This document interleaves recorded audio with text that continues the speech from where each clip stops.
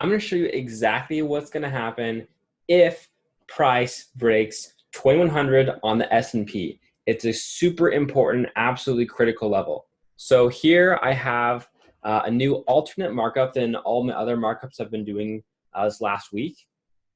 And oh, actually, this is the same one.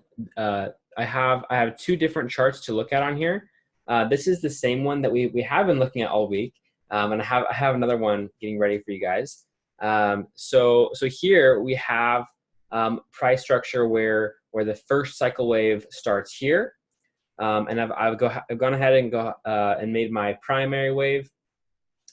No rules are broken in either of these scenarios, so these both work out absolutely perfectly. And as you can see, we have a critical line here, this big red line, and we are so close right now to hitting this line. Oh, let me just zoom in like that. Let's go ahead and go on to the 1 hour time frame, and I'm gonna keep on using auto, and we'll scroll in on how close we are. So right now it's before our market's trading. It's Sunday right now when I'm recording this, and price so far has fallen about 5% just between just over the weekend.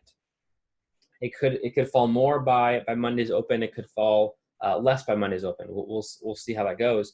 But here you can see this critical red line right here, and this is where that one on the cycle wave was. And keep in mind, it's likely at least that we are forming only wave A right now. Now, is this wave A, is this a primary wave or is it a cycle wave A?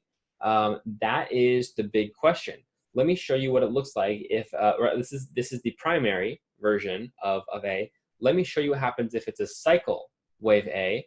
I'm going to go ahead and show you its other chart. So zooming back out to the same chart we were just looking at, except for now we're starting here, and this is just a different way to mark up the chart. They both work. This is using the cycle waves with the first wave ending here, or it could end at the very top, and coming down, up, down, and up. So this one looks very normal as well. This one's a lot less marked up, so we're gonna go ahead and mark that up in this video right now. And one thing I want to say really, really quickly, this is the Forex.com's chart markup. And this is crazy how well it's worked out. This here is where the start of their data begins, and this is the starting point for the end of the super cycle wave C. So it's absolutely perfect place to start, and I'm really happy that they included this price range. If they would have chosen to start recording data a couple months later, this would be almost completely useless to this markup that we're using right now. So let's go ahead and look at this. We're going to go ahead and subdivide this chart. I'm going to go ahead and expand it right now. And we're going to look and see if we can find a 5-wave structure, substructure, to a cycle wave. That's basically where you see, let me get out this. We want to use the primary wave, and we want a 5-wave structure to make up the ones. And then we'll do the 3 and the 5, and then we'll go back afterwards and see if we can also do the ABCs also in the primary wave. I like to do impulse first, and then the 2 corrective waves after. So we're going to have the same starting point. I'm going to leave room for smaller degrees, and we can already immediately see that this would work really, really well.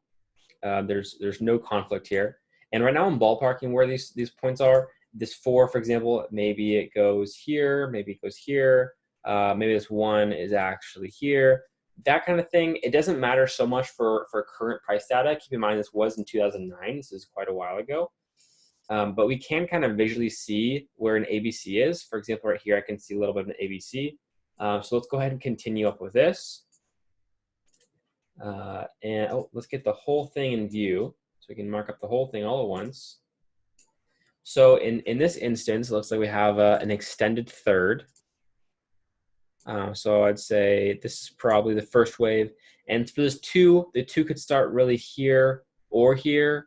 It likely starts here, actually. It would just be a truncated C, pretty truncated, actually, because it was also an extended B wave there, if this is the correct markup.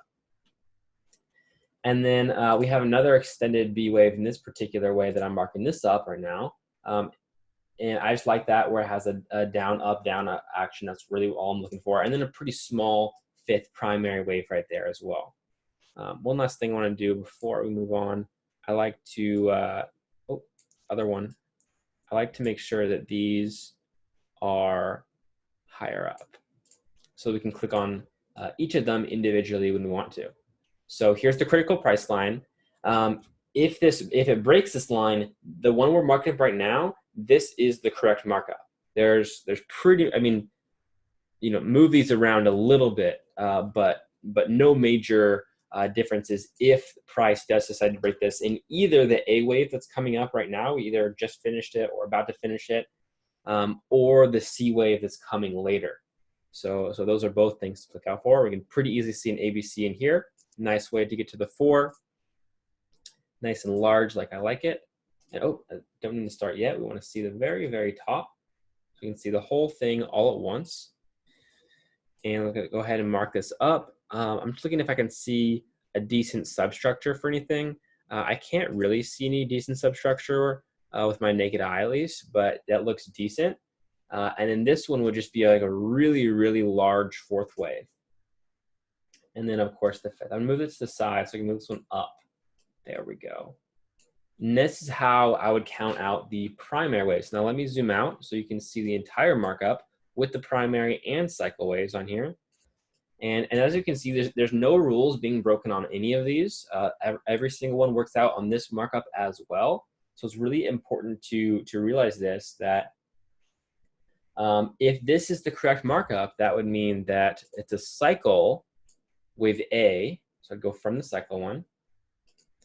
And if it's a cycle wave, it does not have to stop at this critical line. Therefore, it'll probably not stop, probably go a little below. And then the B wave still should come up at least 50%, on average 61.8%. And the C will usually be lower in this particular case. And this is the wrong degree. This should be a cycle wave. There we go. And so this is what it will roughly look like if it is a cycle wave. If this is the correct markup, then we really can see price heading on the, this is for the SP500. We could see it hitting even 1400, or it could hit below. Let me show you really, really quickly before we go back to the chart where the lowest point is. So the lowest point would actually just be where it started.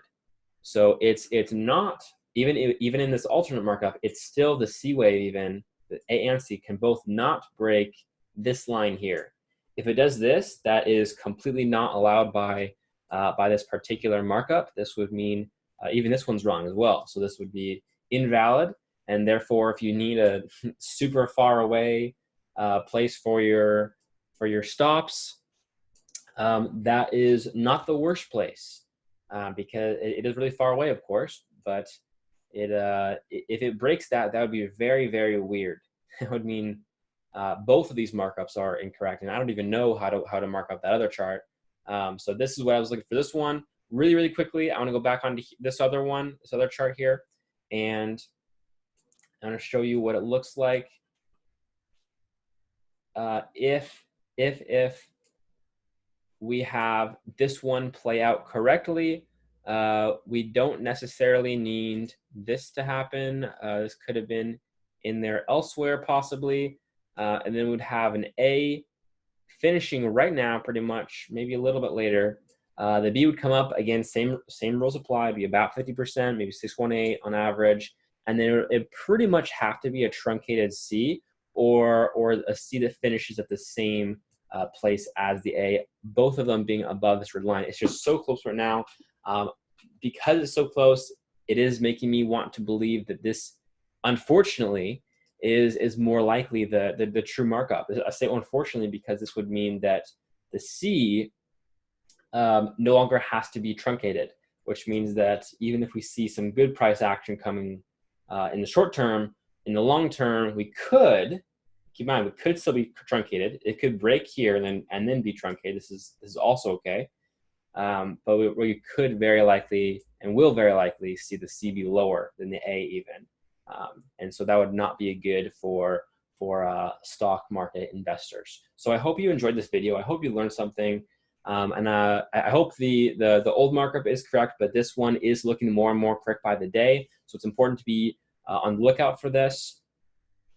One last thing I want to leave you with is that a tendency, not a rule, a tendency of Elliott wave theory is that the C wave of the current degree finishes on average around the fourth degree of the previous markup. So it'd be you could take this fourth or this fourth. It usually is somewhere in between the two. So this is a tendency. Keep in mind that the C will finish around there. It's hard to say exactly. It is just a tendency. With that being said, I hope you enjoyed this video, and I'll see you in the next one.